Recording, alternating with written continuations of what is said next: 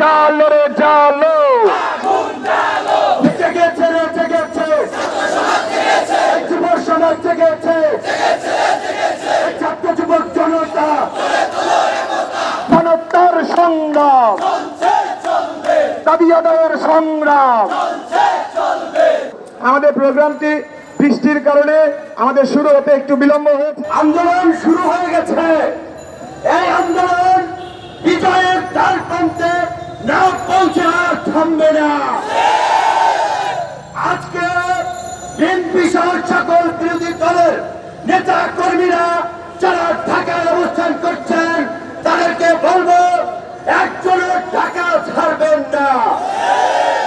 সারা দেশের নেতা কর্মীদেরকে বলবো যে যেভাবে বলেন রিক্সায় চড়ে সাইকেল চালিয়ে মোটর সাইকেল চালিয়ে পায়ে হেঁটে ঢাকাকে অবরুদ্ধ করার জন্য ঢাকায় চলে আসুন।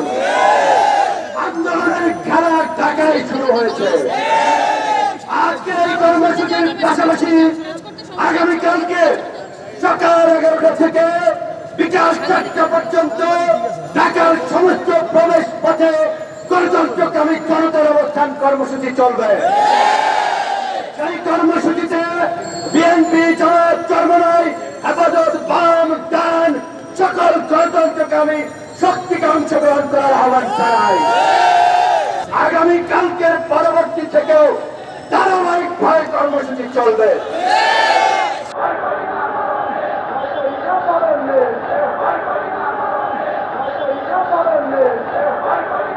শান্তি সমাবেশের নামে তারা আমাদের বিক্ষোভ সমাবেশকে বিভিন্নভাবে বানচাল করতে চায়। আজকে রাস্তায় রাস্তায় মোড়ে মোড়ে আপনারা দেখেছেন আজকে সাধারণ মানুষকে কিভাবে হয়রানি করা হয়েছে।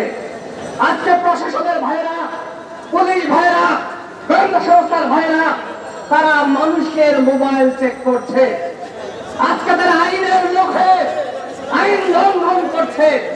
এটি কি পুলিশ বাহিনীর ভূমিকা হতে পারে? আমরা এরকম পুলিশ বাহিনী চাই না। আমরা এখানে সমাবেশ করতে পারবো না। আমাদের ক্যান্টনের সামনে পুলিশ ব্যারিকেড দিয়ে বসে আছে।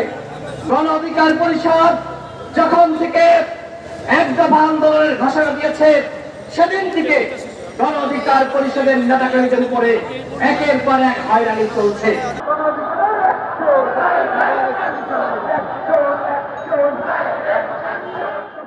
সংবাদ, ফিচার ও অনুষ্ঠানের জন্য ভিজিট করুন সংবাদ প্রকাশের ওয়েবসাইট এবং যুক্ত থাকুন ফেসবুক পেজ ও ইউটিউব চ্যানেলের সঙ্গে।